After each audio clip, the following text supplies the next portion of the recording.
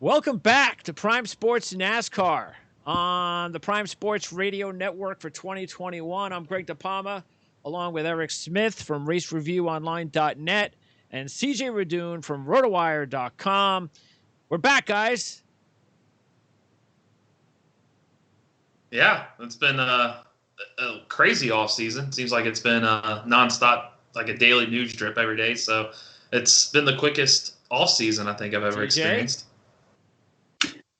Went all the way through just talking about Phoenix, and here we are talking about Daytona, already getting the Busch Clash underway in just a couple of days. And yeah, I'm almost not even ready for it to begin yet.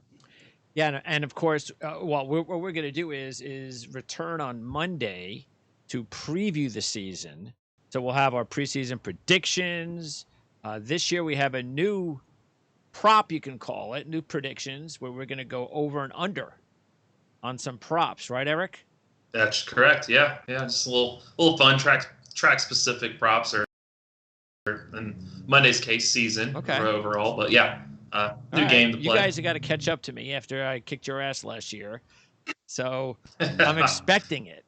So you guys, I'm sure, are gonna, especially after you lost Kyle Larson last year, Eric. That was a big blow to your fantasy team.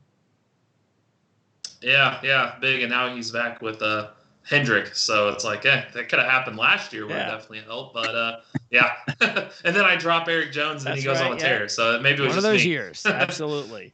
So we'll preview the season with our predictions. Actually, Eric, you're going to have not only on Monday we're going to do our show, but you're also going to post a report for the season where you're going to outline all the odds for the drivers and little bit of an analysis for each driver. Correct? Yeah. I took basically the favorites and just a little blurb about, why they're at this rate and is it wiser or not to go with them. And then a few sleepers, a couple long shots, like a tease for some reason, Ross Chastain and a Chip Ganassi racing car is 70-1 to win a championship. Not saying it's going to happen, but Kyle Larson in that same car was always like 11-1 and 12-1. And you could cash in on a guy at 70-1 now. Because I have a feeling he's going to win a race this year, and that's going to get in the probably 20s here sometime soon. So got that, and then some like tidbits, some trends that have come since this playoff era started in 2014, and that will publish on Monday. A week from today, you're going to be at the track, Eric, and we're going to preview the race, the Daytona 500, all three of us next Friday. So we're all together. And our regular schedule will be Monday and Wednesday after the 500. That'll be our normal schedule, but that doesn't mean that we won't add. I mean, Eric, you're going to be doing a lot of videos that you'll be popping up on our YouTube channel at Prime Sports Network. So that's going to be a lot of fun. You're going to have your work cut out for you. Yeah, add a little bit more this year, but better. Definitely help build more of a bigger brand. So, try it out this way, and should be a lot of fun. Look, we're like you were saying, it's about getting excited for the big race next week. I certainly hope what doesn't happen is what happened last year when we had a really big buildup. We had a bigger buildup last year, and then 20 laps into the race, rain, and Monday racing for the 500, and that quickly we had something to complain to NASCAR about, which is just, it's not changing. I mean, we'll talk more about the schedule, but the times are not changing, aren't they? They're just, we're going to still have the same weather issues again. Yeah, I'm hoping it would have been ideal to start the 500. Like, this sounds weird, but I was kind of hoping, without sounding morbid, I didn't want anybody to perish or anything, but maybe the Super Bowl move back a week, like have COVID kind of come in, delay it a week, put it on the same day as the Daytona 500, and force NASCAR's hand to move the start back up to like Imagine noon. That, the Daytona 500 followed by the Super Bowl. 2 Super Bowls in the same day. It makes too much sense. Yeah. Well, it forced NASCAR's hand because it's not like they could just move the Daytona 500 back a week. You've got already too many planes in place. Travel's already taken care of. Like, you would have to run it that same day. That's true. And Fox isn't going to want to run the Daytona 500 at a 3:30 start when the Super Bowl's starting on CBS at 6:30 because people would tune away. So it would force them to move the time up. Noon would make the most sense. And then it'd be funny to watch the ratings skyrocket and then listen to, hey, the Daytona 500 doubled their ratings over the last few years at noon. Why are the rest of your races at 3:30? But we'll have to wait another year. Every year we always talk about these things that we wish NASCAR would do, and we say, we're going to put like this really big report out and so forth, and then I don't know, sometimes we kind of forget it. So I'm going to make sure every time I come up with a really good idea, I'm going to write it down. So Daytona 500 on Super Bowl Sunday. That's the first big idea. From noon start. Yes. Noon start on that day. Noon start. Noon on Super Bowl Sunday. Noon Eastern, not noon Pacific. Noon Eastern. You almost always have a blizzard in that part of the country as well. So it's not like people are out and doing stuff during the day. Yeah. Put it on. You got a captive audience. I mean, they always harken back to the Great Snowstorm when they had their first live broadcast, and you had that fight after the race, and that was something that you still remember to this day. I don't know why you forget what made that so great and ignore it every year since. So they have had the 500 on the same day of the Super Bowl before? Not the same day as the Super Bowl, just an earlier start, just because of the earlier lack of lights and that. Well, and Greg, I know you do NFL too, and I haven't paid a ton of attention these last few weeks because I've been so wrapped up in previewing and stuff. But didn't I see that NFL's flirting with the 17-week schedule? Yes. Maybe even next year. So that would force the Super Bowl. Well, there we go. So that would force the Super Bowl back a week because I don't think they'd start during Labor Day weekend. Well, everything with the schedule moved though this year. We already had it moved, I think, a week or two because of COVID. So we should have already had the Super Bowl. Yeah, I think it would be this Sunday. No, actually, it would have been. What is it? The 7th? Actually, I think it would have been last. Yeah. What we mean, the previous Sunday? It would have been. Usually, it's the first weekend. Usually it's the first weekend of February. I guess that would have been interesting. Yeah, I just know that it was moved. Because the first day of the month is Monday, so that's kind of tricky. It might have been the last day of January, but whatever. Either way, it's a great idea. So. Yeah, if it shifts it back, because the Daytona 500 is always, other than a few-year reign there, has been on President's Day weekend. So you move the Super Bowl to that weekend, because if you add a 17th week and you just stay like you were this year, yeah. I'll have to check. Then you go, and then that forces NASCAR's hand to move the start earlier, get it in, and 2 Super Bowls on the same day. I mean, especially Fox, if they continue to have the Daytona 500 coverage, then the year that it lines up with the Super Bowl. Who's got the Super Bowl? That's a perfect CBS this year. So what? So it's either Fox or NBC. Yeah, because that's going to have a lot to do with it. Because there's no way that they're going to have, if Fox has this 500 and the Super Bowl, they're not going to put it on the same day that year, because they're going to want all of their stupid 5 hours of Super Bowl programming on, which I don't even know why, because who watches that garbage? Unless you're a Kansas City or Tampa Bay fan. I mean, who watches that stuff? So. Yeah, and it's all of those features you should, if you're a fan of those teams, already know the storyline behind your teams and all the good stories. Network. So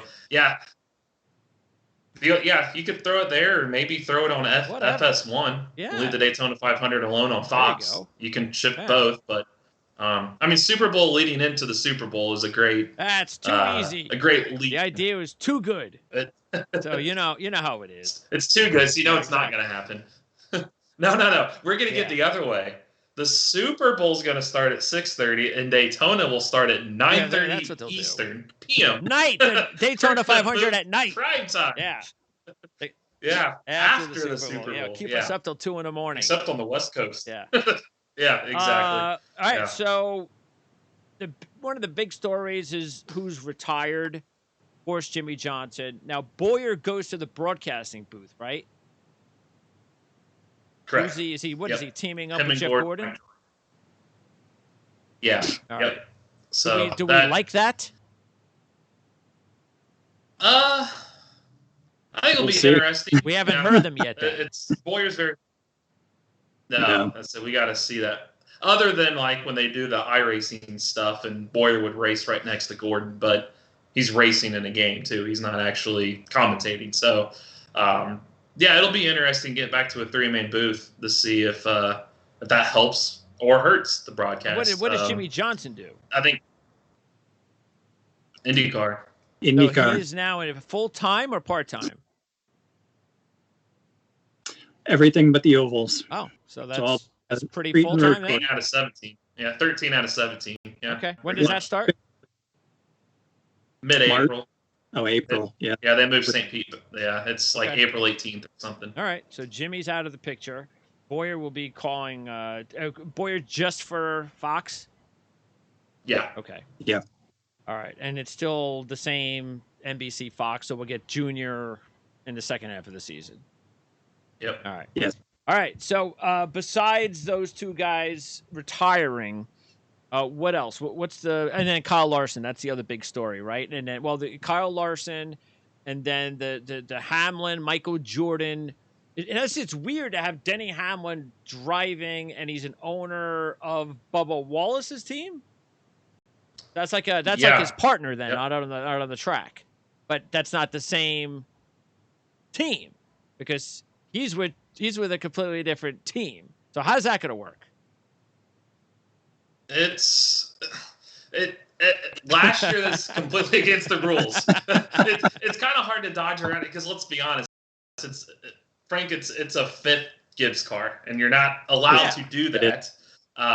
They try to keep the alliances. You can align with the team, but NASCAR has always been like, hey, we just got to ensure, even if you're aligning, that's not an extension. Like that's not a fifth car coming out. Like that's against the rules. Well, listen to everything they're saying. This is a fifth Gibbs car because Michael Jordan came in and was like, hey, look, if I'm coming into this, we're not going to point blank. We're not going to suck. I'm not here to run mid-pack or back of the field. I'm here to run up front. And Gibbs used his resources with Hamlin used his resources with Gibbs and Toyota, and got a why partnership were they going. able to and make this legit? I think NASCAR probably saw the Michael Jordan And the rest of the teams were okay and with thought. Technically, if you just read it's fine. It follows the rules. It's like Wood Brothers Alliance with Penske, except everybody knows that this one's going to be a little bit closer with Toyota and Joe Gibbs Racing. I think what's kind of shooting themselves in the foot and making us question the rules and whether or not NASCAR is turning away is literally, as Eric said, what they've been saying in the press conferences leading up to this. Everything that they've said has been, hey, Bubba Wallace and 2311 team, you're not some team off on your own. You're really part of this Joe Gibbs family. So they're taking it probably a 3/4, if not a full step further than all the other alliances that are already within the series. Okay. But according to the black and white letter of the law, they fit the rules. Yeah. All right. Yep. And it's also, I think the rest of the teams know how good it is marketing for everybody. So yeah. Yeah. Right. Well, do you honestly think Bubba Wallace is going to be any better this year? No. Yeah. I think he'll be a little bit. Is he going to be a Gibbs guy? He'll have about the same top 10s, I would guess. Yeah. I would compare maybe like an Eric Jones, maybe along those lines. That's not bad. Maybe I think it's a playoff team. If TJ doesn't think it's a playoff team. No. Is he? So is he in your predictions? Is your playoff team, Eric? That might be. Oh. Yeah. So I got him in. Okay. I'm just hearing everything that move teams into are. the top 20. Yeah, I may want to change my mind when we get to back from the West Coast swing. I was trying to think of the schedule real quick, but the first few races aren't really going to dictate much because you got a super speedway and Daytona road course. But let's get to Homestead. Let's get to Phoenix. Okay. Let's get to Vegas. Then I want to see what they do. I mean, Bubba and his goal's 2 wins, and Michael Jordan and Hamlin are kind of aligned. They want multiple wins, but they know it's going to be a process coming out. Get a win first, please. We got to get a win for this guy. And I wrote about this. Yeah, I wrote about this today. I mean, Bubba and Ross Chastain, for that matter, replacing Larson and Kenseth with Ganassi.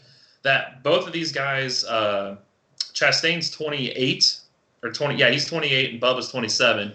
that they both said this is probably their last option if they don't perform. It's either win now, compete for a playoff spot, or you're probably not there. I don't know how long their contracts. Usually, a lot of these contracts now are year to year.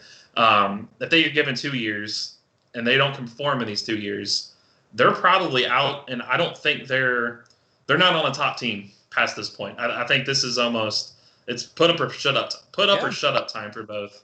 If Bubba doesn't perform, I think because of his off the track stature, he's probably going to get another ride, but it's not going to be a top ride. If he cannot win with this team, I don't think Bubba Wallace will ever win in NASCAR as far as the Cup Series because he won't go to Stewart-Haas. Penske's full. Hendrick's full. So that means that you believe that the team, the setup, everything that Bubba Wallace has here is a step up, and now it's up to him to prove that.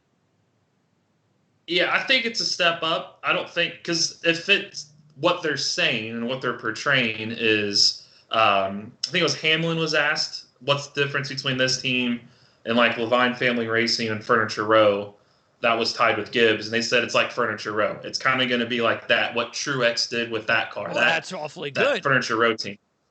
So that's in my mind. I'm hearing them say that. So I'm like, all right, Michael. Is it going to be that? That's going to be the question. That's the one because we're in a different racing package.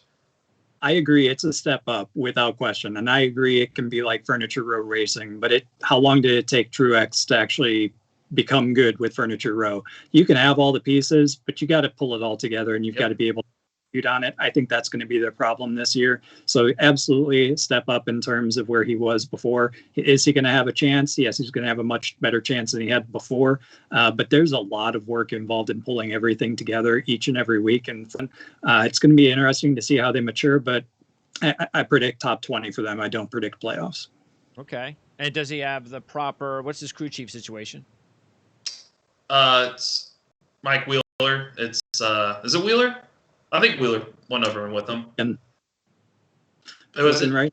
Yeah, okay. I don't know why it slipped me. I think it's Wheeler, which was with Hamlin in the past. I know Wheeler's helping at least on the team operation side, and I want to say he's the crew chief. Okay. For Bubba, and they had and Wheeler's a hell of a crew chief. So, but you also got the aspect too. We're not practicing other than the new races, so. How long those two haven't worked together? Yes. How long is it going to take those two to know? I like that. So yeah, we'll see. That's 28 of 36 races without practice this year. Yes. Yep, I like it. Or qualifying. Yeah, they're not qualifying. That's awesome. Yeah, it's one-day shows. So I think that next year for 22, I think that's going to change. We'll probably see maybe 1, maybe 2 practice sessions a weekend. So there'll be just less. because it's a new car. Yeah, right. it's a new car coming out. Yeah. So they said, let's give them time, and then 23 will be the key of does practices stay or do practices eventually just phase out, and that's a thing in the past. 2023 will tell us a lot about that. Are we having any weird weekday races? Nope. That experiment is done. Is that a good thing or a bad thing? I would have liked to see maybe 1 or 2. I think to me, in a normal, non-pandemic world, I would like to see a summer weekday race, a weeknight race, just because there's not as much going on. I think this past year with the pandemic, you throw in basketball is starting, baseball's going, hockey was going. There was just too much for people to do. I always thought the best day for a weeknight race, again, when everything's normal running, was the day after the ESPYs, when there's absolutely no sporting event going on. There's your race day. That's when you come in. They've proven that you can do a one-day show. It's just the logistics. I get it, too. If you do a one-day weeknight show, it's got to be somewhere in the southeast, close to base. How about back-to-backs? But what track? Done. That's done too. Okay. Yeah, that's good. The back-to-backs didn't seem to work. work. I'm sorry. The double headers. There is Pocono still got it. Terrific. So it'll be just like last year's back-to-back. What was it? Kevin Harvick and Denny Hamlin first and second in both races? Is that how it was? Both races. Looking forward to that again. And it'll probably be the exact same. Yep. That's the only one. But look, we are looking Yeah. forward to all these new races. Still question the whole Bristol on dirt thing, and only because of the fact, Drivers are and only questioning because that they're too. taking Yeah. the other Bristol race away. That's what we talked about. If you want to put dirt on Bristol, that's fine. Don't take the other Bristol race away. Make it a third Bristol race. But okay. Well, here's Christopher Bell said today, which I hadn't even thought of, that he feels he should have an advantage. Naturally, a dirt racer, he's good on dirt, but Bristol is running in the day, and he made a good point that got me thinking. Most USAC, midget, Silver Crown, sprint cars, 410 sprints, wing sprints, everything around the country. Yeah. Night races, that's daytime dirt. And there's a reason that they run those races on dirt at night, because dirt holds the elements, the temperature changes. It naturally is made for night racing because you got to have the right temperature in the track, the right amount of water in the track. Running a day race, it dries the track out. What does that do? And if you stinks the show up, it makes it a one that is track. Great to hear. And so he doubled down on it. He said not only because it gets real sandy, you get a bunch of dirt and slick. If he knows this, then how come NASCAR doesn't know this? Oh, and he said even get this. He said the length of the race is too long. He said dirt races, that's why a lot of they're shorter sprint races. You do a long race with stages and the track. I don't know if you pay attention to like midget to the Chili Bowl or anything, but there's it was like an hour and a half. Did you watch it, CJ, this year? I did not get to see it. No. The B main and the A main feature. It's a good hour and a half track prep because the cars are on there. That you have so much racing. You got to re-prep the track. Well, if we're doing heat races with heavy stock cars on a track in the day that they say is going to be hard to keep up with, and you got a long race on like a feature, 100 laps longer. It's 100 laps longer than previous dirt track for the trucks when they race at Eldora. It's 100 laps longer. It's ridiculous. Yes, and of course, it's not going to benefit us because what you would hope for is chaos, and then chaos breeds parity. But with our luck, like you said, it'll wind up being it'll be single file, it'll be one groove, it'll be domination by one or two cars. Watch someone win the race by like 40 seconds or something ridiculous to make it really embarrassing. It's either going to be like that or it's going to be like a lot of these guys don't have any dirt experience too. They're going to be wrecking every 2 laps. I hope so. That's what we're hoping will never for. End. I at least better take out the favorites. Whoever that is. Yeah. Like you said Christopher Bell says she'll be a favorite though? Bell, Kyle Larson. So Kyle Larson will probably be a heavy favorite, right? Oh yeah. He just won a modified dirt race that it was the 6th ever start. And these guys are good. I mean, these cars on dirt are impressive. He won a 30-lap feature by 17 seconds. He lapped all but 6 cars in his 6th ever start. And these guys would do it year in, year out. These are good grassroots dirt racers, and he won. He showed up and did that. So I think Larson and Bell are your 1A, 1B. But the Dillon brothers grew up on dirt. Bubba Wallace knows how to run some dirt. I think it's going to be a crapshoot. I think you're going to see guys, because on dirt tracks, your front catches the back pretty quick. You play at the lap traffic, and you're at the mercy if somebody loses it and wrecks, and you got nowhere to go, and you plow into them. So it's hard telling. I wish they could do something. Goodyear has never tested a cup tire on dirt before. I hope they wear down fast. That's all. And they took the safety barrier away. The banking's down to 19 degrees because of all the dirt and the manipulating. When is the race? March 28th. Oh, it's going to be soon. Okay. Yeah. Oh, and it's like a 3:30 start. So, okay. What happens if it rains? I mean, hey, I think it needs to rain so we move the race to night because I might help the show. But if it does rain, that is just like rain on pavement. They can't run. They can, as long as it's not. They won't run in the rain because they use slicks. They don't have like a rain tire per se, but it's easier because it just turns to mud. They can race in the mud. Right. Yeah, As long as it's not falling and chunking up and turning to complete slosh, you can still race on it. So won't be racing in the rain, but it won't take 3 or 4 hours to drive the track either. Okay. No. All right. Well, Bowman, now he moves from the 88 to Jimmy Johnson's. What is that? He takes the number, and what does he also get? The car, and what? Does he get the crew chief? Does he get everyone else that came with Jimmy Johnson's team? Think of it like, no, this one's a little unique. Think of it like his car, just the number change. What ended up happening, if you read between the lines, was Ally probably did not, and that's, I don't think they're a full season, but they're a chunk, like 25, 30 races type. Like they're on that car majority of the year. I don't think they wanted to back Kyle Larson, is what I'm seeing, reading between the lines. And so Hendrick basically took Larson in, didn't have a sponsor. This sponsor was willing to sponsor Alex Bowman, so you just slap the number. the That's eight, the first 8. That's basically all it is just the number. So who's driving? So is Lowe's done? Lowe's is gone. No more Lowe's. Okay. So Bowman will race with what sponsor? The same you saw. And who's the sponsor for Larson? He just picked up 2 Cincinnati something. That was on Bowman's car last year. He got another one.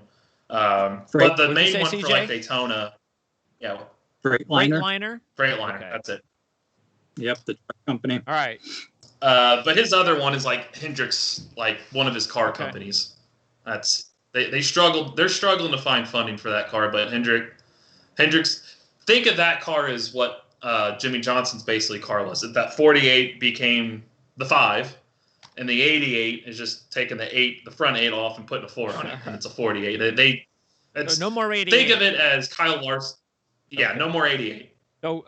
So Jones replaces Wallace with Petty, which is good because we all knew Jones deserved a ride, no question about it.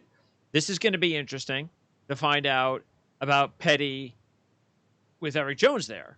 Not that Eric Jones was anything special until late in the season, but that'll be interesting. Do you expect Eric Jones to make the playoffs? I don't. Neither one of you. Yeah, I don't. Okay. Unless he wins, he'd have to win a super speedway.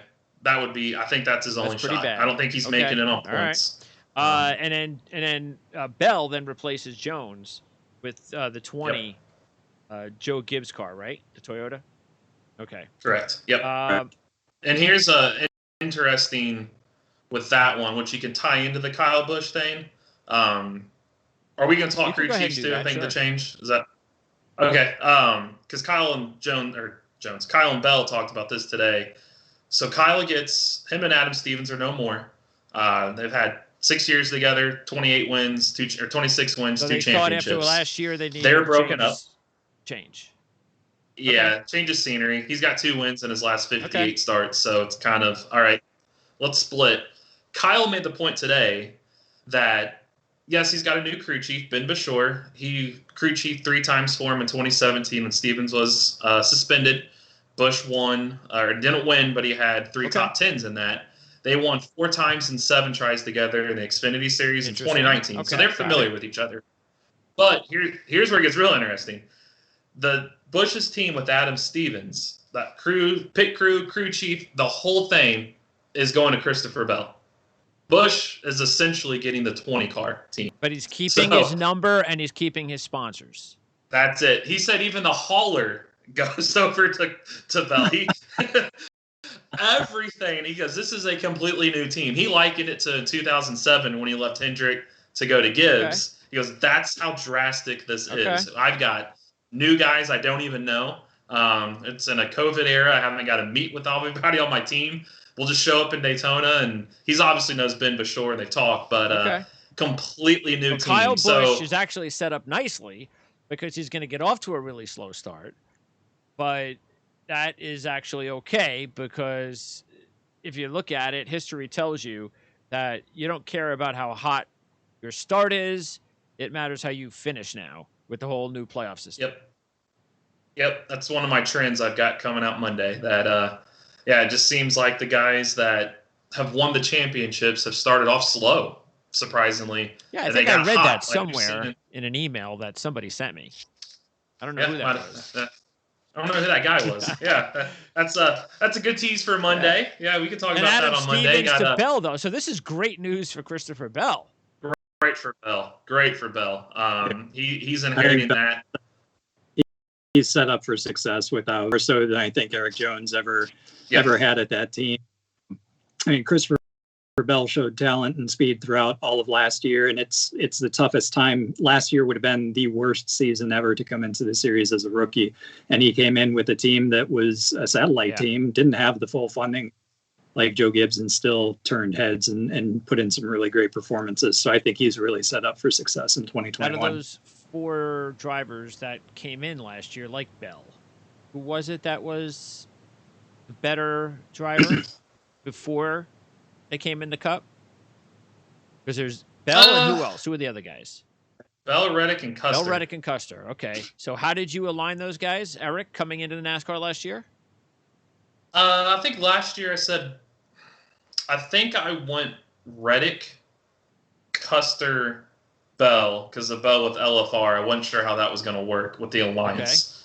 Okay. How did it turn out? But Custer won Rookie of the Year because he won Kentucky.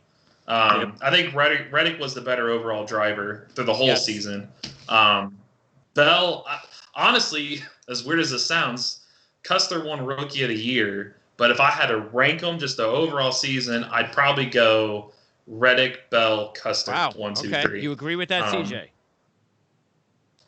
Looking at the standings of where they actually finished, Cole Custer won the race and got into the playoffs. He was ranked 16th, but if you look at 19th and 20th, it was Reddick and Bell. I think coming into the season, I think I had Bell on top. I may have had Custer on top. I really think it was Bell, though, stretching my memory. But then Custer would have been second, and I would have had Reddick last. But ironically, Bell was last, according to the official standings. Right. You had Bell on your fantasy team, didn't you? Yeah, he was high on Bell last year. Spoiler, I won't tell you how far, but I've got Bell in the playoffs, and I've got him exiting the same round. Oh. I won't say what round. Okay. But I'm not high on Christopher Bell this year. All right. Also, let's see. There are going to be 2 races again in Atlanta and Darlington, correct? Mm-hmm. So we're good with Atlanta, but we're not really good with Darlington to get at 2 races, are we? I mean, it's good for the sport and the image and the Southern and all that, but the racing isn't very good at Darlington, is it? Not lately. But CJ, you may know that. I know they're switching the package. They're going to the low downforce package at one of the Darlington races, and I can't, for the life of me, remember if it's the Southern 500 or the May race. But the May race is the throwback weekend. The throwback weekend is no longer the Labor Day weekend, so that moves up. But I think they moved to the lower downforce, the lower downforce package, higher horsepower for one of the Darlington races. It makes sense if it was the May race. I don't know if they'd experiment with that in the playoff race, but I think that's going to really, really, really, really help Darlington come back. I hope so. And it's a day race. I like that too, if I'm not mistaken. I think it's a day race with the low horsepower. The only problem is having that be in your May race is that's going to overshadow your playoff race because that's going to be a lot better of a show. Who loses a race? Kentucky and Chicago are gone. That? I'm not selfishly because it's close to my house. I used to just drive day trips back and forth. It is. I selfishly I don't like it. Big picture, I see what they're doing. It's less cookie cutters. Sure. I'm okay with more road courses, dirt and super speedways, and let's switch it up. So I'm okay with that. But those 2 lost the race. Dover lost the race. I'm great with. Nashville comes in and replace it. Michigan lost the race. Again, I'm great with because you're getting a good replacement. I think Road America replaced that date. I think other than your Southern, I like Darlington 2 races. I like Atlanta 2 races. I like Daytona and Talladega, Martinsville, Bristol, Richmond. I like your classic tracks for 2 races because put on a good show with the right package. Okay, I hope and so. I'm glad we're moving away from. I don't think Michigan or Dover, or I frankly don't think Kansas or Vegas or Texas. They don't need 2 races. Pocono. I'd rather see 1 race at those type of tracks, and I applaud NASCAR for going in this direction. So it's maybe a little bit further than next year. Yeah, what's the infatuation with Pocono? times Seriously, what's going on here? It's got to be somebody close who to New owns the York. track and wants the 2 races, right? That's got to be. They are a privately owned. NASCAR doesn't own them, so That's you got strange, ISC. Yeah, ISC owns like Daytona, Talladega, Martinsville, Richmond, a group. There's a bunch of them. You got SMI, which is Bruton Smith. They own Bristol, your Texas, your Sonomas. So there's money going they under own the a table group. then that we're not aware of. So there's some fishy business going on Pocono's- here. Well, Pocono's not part of that. And if you own dates on a track, it's harder to control. Like Pocono, Indy, and I want to say Dover was the 3rd one. They're privately owned. Yeah, look what it happened is to Dover. those They're races. private. It took Dover away. There's no more Brickyard. Well, Dover added Nashville's being sanctioned by Dover, so they kind of just shifted a race. Yeah, well, Indy switched the road course based off as like, hey, if you want a date, this is what you need to do. NASCAR's trying to buy these tracks up where they can control, and then the more they control, the more they can move. Like an example is Fontana. Fontana being moved off the schedule, NASCAR owned that track with ISC, so they had to put on another. You're not going to move that race to an SMI track and let them make money. That's where the Daytona road course came in. So they have flexibility with tracks that they own. SMI, they can go to them and work with them on that same deal. But these privately owned, that's where it's difficult. well, That's again, where Pocono. that's why did it's not like the racing's any good. Nobody cares. So there's something fishy going on there. Well, it's the contracts, because they have contracts for so many years All right, that they when's go their to these contract tracks. And that's Let's the key. find out. That's what I need to find out. Yeah, That's once the their key. contract's It's going up, to be, that's hey, it. No more 2 races for Pocono. that's the key. Because I'm That's- adding to the list of our key changes to NASCAR. We've said this for years. Pocono, 1 race. Build a new racetrack. Can you just build one? Okay. Yep. Now you got a new car next year, and who knows what that's going to do, because it's going to take you a few years to build a damn track. But I mean, seriously, come on, build a new track. I mean, every sport knows, that you have to build new stadiums. You got to get the fans. Yep. They got to have something new. It's a new. NASCAR has nothing new. What's the newest racetrack? Coda, Circuit of the Americas. How old is that? Yep. Coming 11, up on 10. 12? Yeah, something Yeah. like that was What built. would you say? It was Coming built like up on 2011. 2011. Yeah. Okay, and so we'll see how that goes, because we'll get a chance to see how it works out with NASCAR this year. That's good, but yeah, build a new racetrack, and I don't care where you build it. But to tell you the truth, if you really build it the right way, I think you can build it anywhere. You don't have to build it in the South. Oh, yeah. You can build it anywhere, because we talked about it. You build it, you put a nice luxury. It doesn't even have to be luxury where you're going to you want people to afford it, but just a really, have a hotel chain, Hard Rock, really make this. And put it somewhere also where there's going to be close to a venue where they go to Super Bowls. And come on, use your brains. But just imagine how many people would love to go to a new racetrack. Something, I'm not talking about new, old ways of doing things. I haven't seen Coda, but I mean, really new. Like really like Dubai new. Like the way that they build over there, like something like that, where you just go, wow. I mean, I just can't imagine this thing. We'll see what they do with Fontana. I think that'll be the first, because they're going to tear that down after next year now, and build it completely new track. So we'll see. Is there that might be the Fontana first this year? step. Let's see. It's supposed to. Okay, so No, they canceled so no that more one. Fontana. Okay. they're going to go back. What's supposed to happen was run there as the second race or the third race of the year in early March, tear the track down, completely demolish it, and then build it like a high-speed Martinsville. They wanted like a short track, high banks, kind of like a paper clip, and make the state-of-the-art stadium racetrack. They delayed it because of COVID. I was like, well, if we can't race there, and California's restrictions are what they are, how are we going to tear down and build a racetrack without That's right, lack Fontana. Okay. I'm sorry what I just said. You got an LA market. Build it anywhere. Build it anywhere but California. Okay? Yeah. Anywhere but California. So, yeah. They might be getting a new... What's that? They might be getting a new governor. He's close to recall from what I hear. I wouldn't trust anything that goes on over there. So, yeah.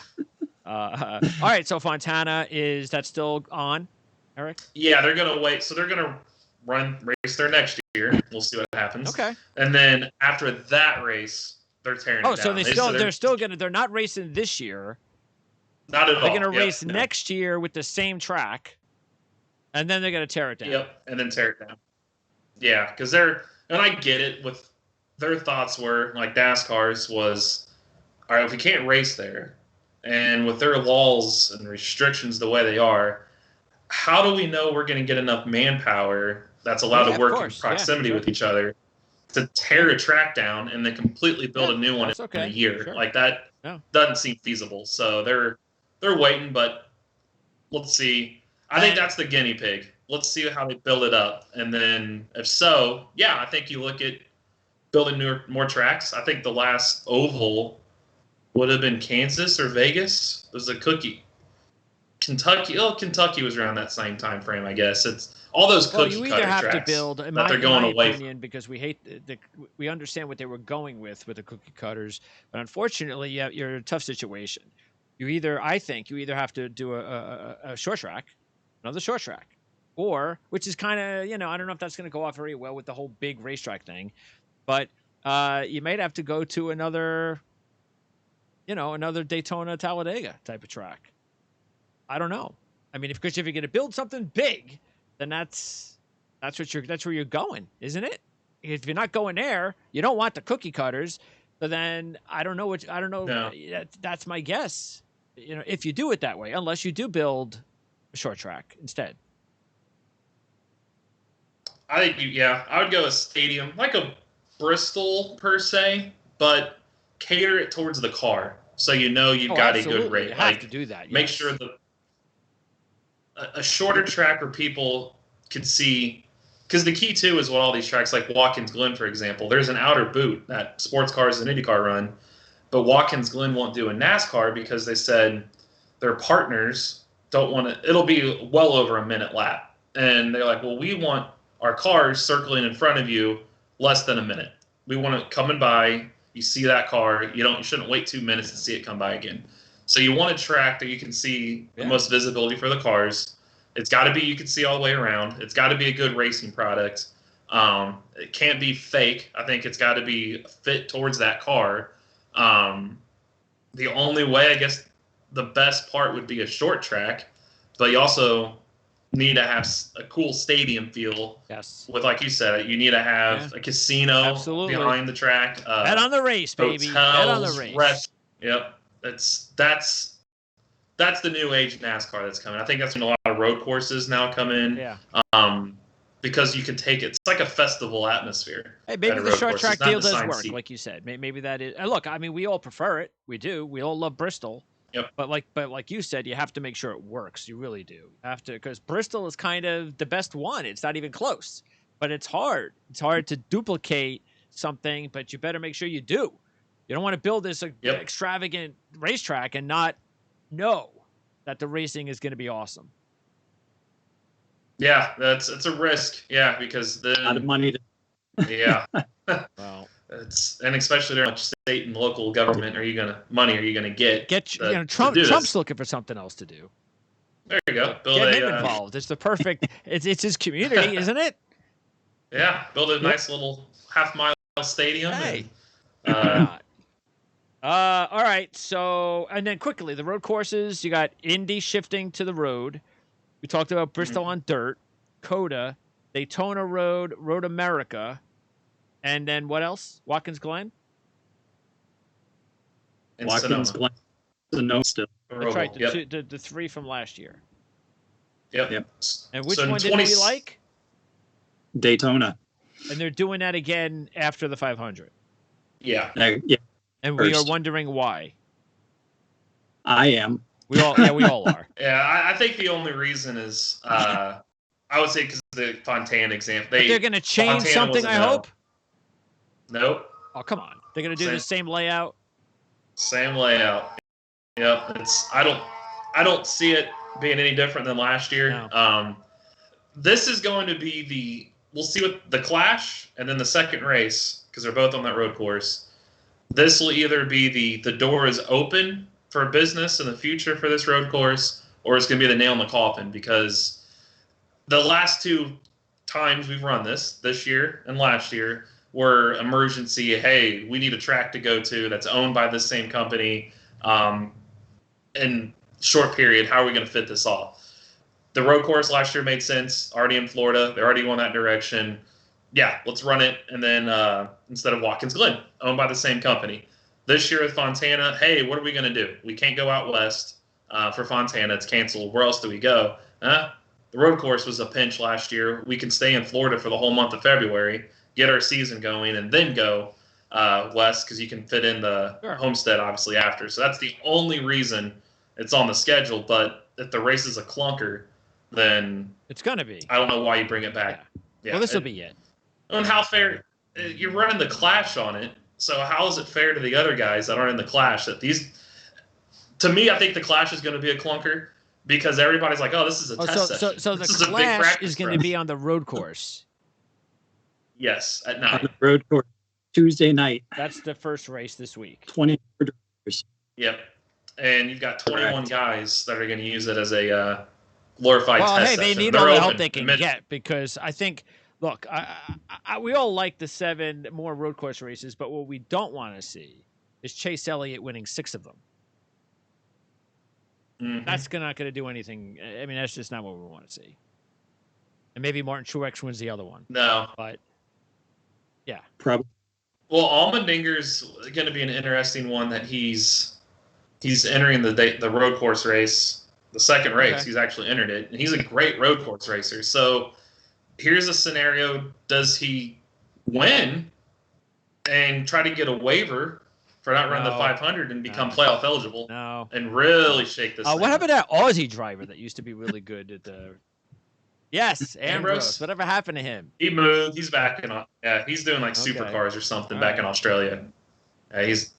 But does this open up for road course ringers like that? I would know, like, hey, my driver doesn't have a shot, and I want to get this car playoff eligible, because they still do owners points. That car could be like, hey, well, Ty Dillon's running the Clash because Bubba's not eligible to try to do something like that. Yeah, but Ty Dillon at least he races every week, so that's okay.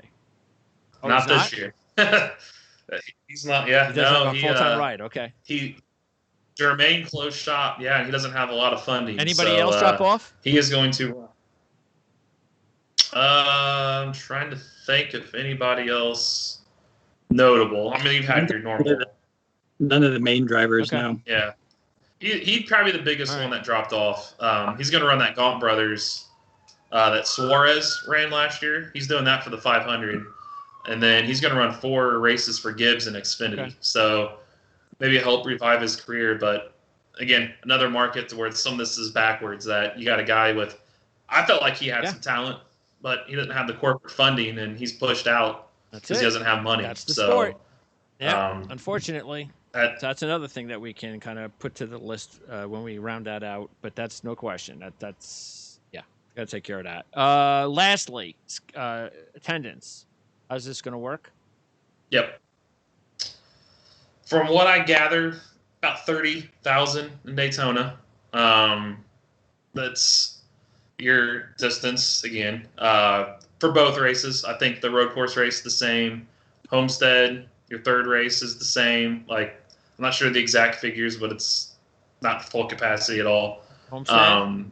Vegas, Homestead's limited. Vegas right What's now they don't limited? know. I saw probably 8 to 10,000. It just Florida. it's like Why? that would be my. I think their capacity is 46, so it's probably 20 to 25% of that would be my guess. You've got Vegas, who's a month. I saw their tweet. Their race is a month from the day.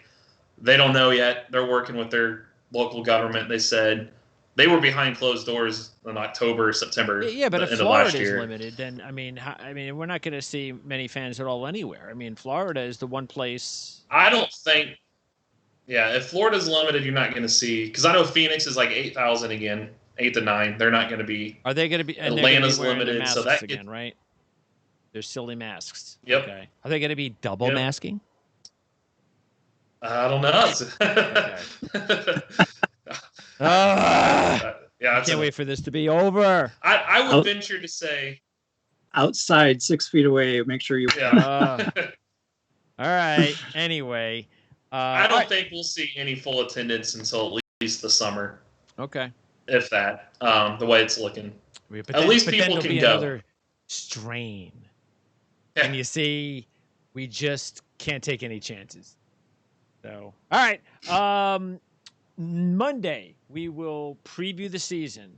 Just the season. We'll give our picks, playoff picks, all of that. A whole bunch of stuff for the season. And then on next Friday, we'll preview the Daytona 500, guys. So, good start. Don't forget, Eric, to make sure that you blur your screen, just like CJ. Yeah, find that out. Yeah. You got to work on that. Yeah, got to play. You're gonna take a look at the video here, and you're gonna feel out of place. I know I'm gonna. I probably will. Yeah, Frankie blinds behind me. All right, guys. Great job as always. We'll talk to you on Monday. Awesome. Thank you.